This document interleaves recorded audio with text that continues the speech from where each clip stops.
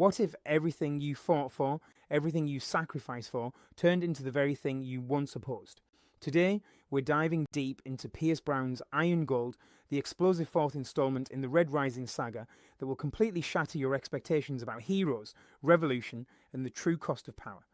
If you thought the original Red Rising trilogy was intense, prepare yourself for a story that takes everything you knew and burns it to the ground. This isn't just another sequel riding on past glory. Iron Gold represents a masterful evolution that transforms a young adult's revolution story into a complex, morally ambiguous adult epic that will leave you questioning everything you believe about justice, leadership, and the price of change. Pierce Brown doesn't just continue his story here, he reinvents it entirely. 10 years have passed since Darrow's initial revolution toppled the colour-coded society that enslaved humanity for centuries. The golden oppressors have fallen, the rigid caste system has crumbled, and freedom has supposedly been won. But here's the devastating truth that Iron Gold reveals with surgical precision. Winning a war is infinitely easier than building the peace that follows. What makes this book absolutely brilliant is how Brown refuses to give us easy answers or comfortable heroes. Instead, he presents us with a world where former revolutionaries have become the establishment they once fought against, where noble intentions have spawned new forms of tyranny, and where the line between hero and villain has become so blurred it's practically invisible. The genius of Iron Gold lies in its unflinching examination of what happens after the revolution ends.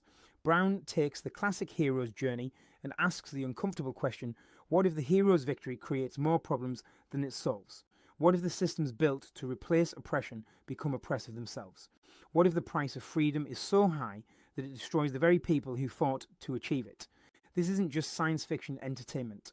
Iron Gold serves as a mirror reflecting our own world's struggles with power, corruption, and the cyclical nature of systemic change. Brown crafts a narrative that speaks directly to contemporary audiences grappling with political upheaval, social justice movements, and the complex realities of implementing meaningful reform in broken systems. The book introduces us to multiple perspectives, each representing different facets of this fractured society. Through these varied viewpoints, Brown creates a tapestry of human experience that ranges from the corridors of power to the desperate streets where revolution's promises have failed to materialize. Every character faces impossible choices, moral compromises, and the weight of consequences that ripple far beyond their individual actions. Iron Gold challenges readers to confront uncomfortable truths about heroism, leadership, and the messy reality of social change. It's a book that respects its audience's intelligence while delivering the kind of heart-pounding action and emotional depth that made the series famous.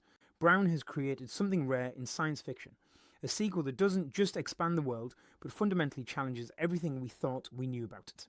10 years after Darrow's successful revolution dismantled the centuries-old colour-coded hierarchy that enslaved humanity, the galaxy finds itself struggling with the harsh realities of freedom.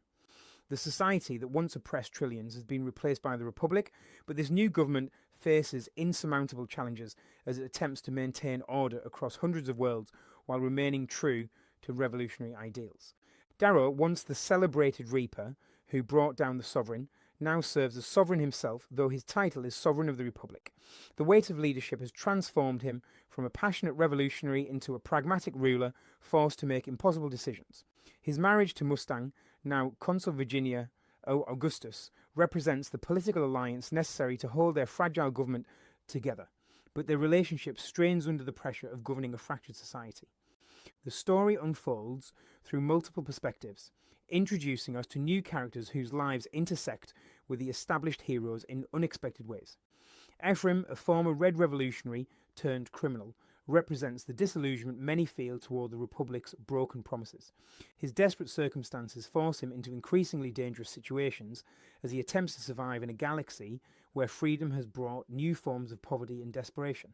Meanwhile, Lysander O'Loon, heir to the fallen sovereign, emerges as a complex figure caught between his loyalty to the old ways and his recognition that the society's brutality was ultimately unsustainable. His character development represents the struggle many Golds face as they navigate a world where their former privileges have been stripped away, yet their superior training and education still provide advantages in this new order.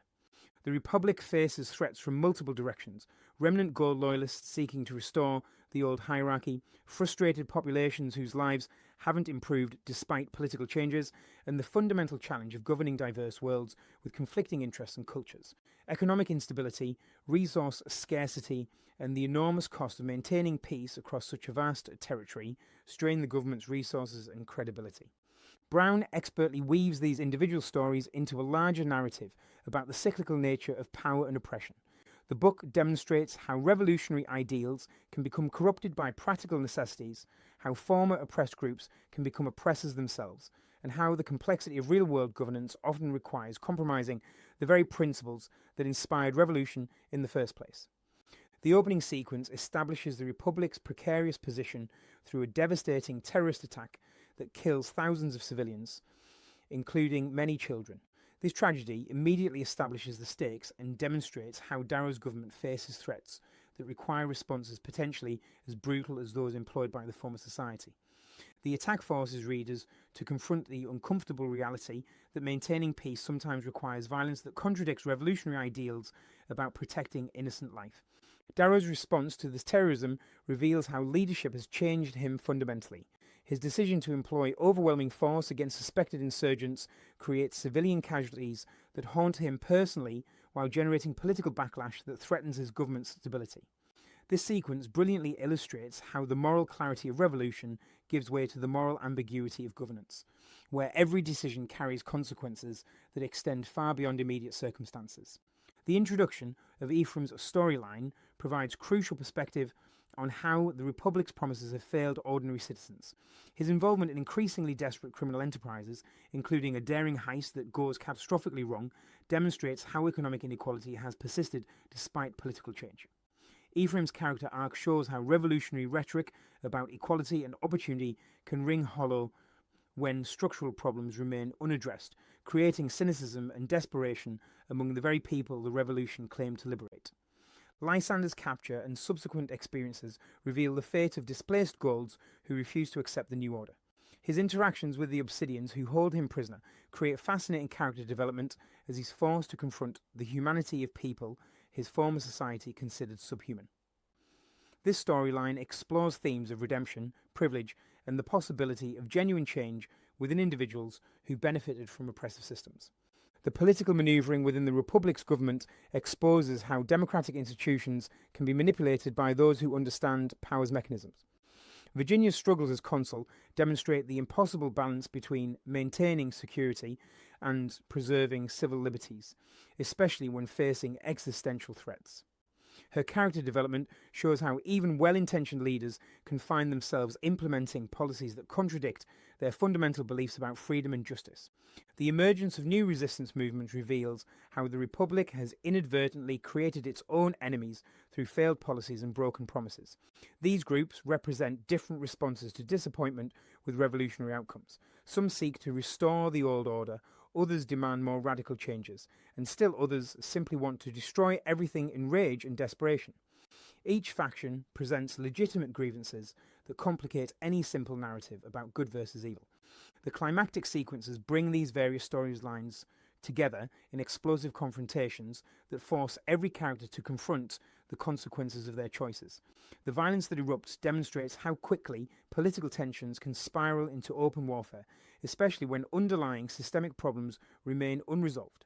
These events set up future conflicts while providing satisfying resolution to immediate plot threads.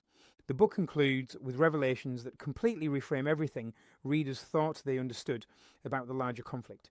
These twists don't feel manipulative because Brown has carefully planted evidence throughout the narrative, rewarding attentive readers while surprising those focused only on surface events. The ending promises even greater upheavals while providing emotional closure for character arcs developed throughout the story. Leadership requires making impossible choices that compromise personal values for greater good, but this compromise can gradually transform well-intentioned leaders into the very thing they once opposed. Darrow's evolution from passionate revolutionary to pragmatic ruler demonstrates how power changes people regardless of their initial motivations. The pressure of governing forces leaders to prioritize stability over idealism, security over freedom, and practical results over moral purity. This transformation isn't necessarily corruption in the traditional sense, but rather the inevitable result of confronting complex realities that simple revolutionary slogans cannot address. Revolutionary movements often focus so intensely on destroying existing systems that they fail to develop adequate plans for building replacement institutions. The Republic's struggles demonstrate how overthrowing oppression is only the first step in creating meaningful change. Building new governmental structures, economic systems, and social norms requires different skills and approaches than those needed for revolution. The gap between revolutionary rhetoric and governing reality creates disillusionment among supporters who expected immediate transformation of their daily lives. Economic inequality can persist even after political revolutions succeed in changing power structures. The book shows how changing who holds political power doesn't automatically redistribute economic resources or create opportunities for previously oppressed groups. Structural economic problems require sustained effort and resources that revolutionary governments often lack, especially when facing immediate security threats and political instability. This economic continuity explains why many people feel betrayed by revolutions that promise everything but deliver only political change. Former oppressed groups can become oppressive themselves when they gain power, especially if they haven't examined how power structures function beyond simple hierarchies of domination. The Republic demonstrates how good intention can lead to bad outcomes when new leaders replicate authoritarian methods they learned under oppressive systems.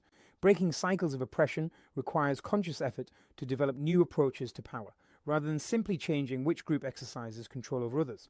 Complex societies cannot be governed effectively using simple moral frameworks that work well for individual decision-making. The book illustrates how governing requires constant compromise between competing legitimate interests, making pure adherence to any single principle impossible. Democratic governance especially requires balancing majority rule with minority rights, individual freedom with collective security, and immediate needs with long-term sustainability. These balancing acts inevitably disappoint people who expect leaders to maintain ideological purity. Change often creates new problems even while solving old ones, and societies must be prepared to address these unintended consequences rather than pretending they don't exist. The Republic's experience shows how removing oppressive structures can create power vacuums that new forms of corruption and violence rush to fill. Sustainable reform requires anticipating these secondary effects and developing institutions capable of adapting to changing circumstances rather than assuming initial solutions will remain adequate indefinitely. Individual transformation and systemic change are different processes that don't necessarily occur simultaneously or support each other naturally. Characters like Lysander demonstrate how personal growth can occur even within individuals who benefited from oppressive systems, while systemic problems persist despite individual moral development. Creating lasting social change requires addressing both personal attitudes and institutional structures, but these processes operate according to different timelines and face different obstacles. Truth and justice are not always compatible goals, and societies must sometimes choose between them when pursuing both becomes impossible. The book explores how revealing uncomfortable truth about revolutionary heroes or government failures can undermine institutions necessary for maintaining social stability. Sometimes, protecting democratic institutions requires concealing information that would destroy public trust, creating moral dilemmas that have no clear resolution. These choices force characters and readers to confront the relationship between transparency and effectiveness in governance. Iron Gold succeeds brilliantly because it refuses to provide easy answers to complex questions about power, justice, and social change. Pierce Brown has crafted a masterpiece that transcends genre boundaries by using science fiction elements to explore timeless themes about human nature and political reality. The book's greatest strength lies in its unflinching examination of how noble ideals interact with practical necessities, creating moral complexity that reflects our own world struggles. This isn't escapist fiction that allows readers to retreat from contemporary problems.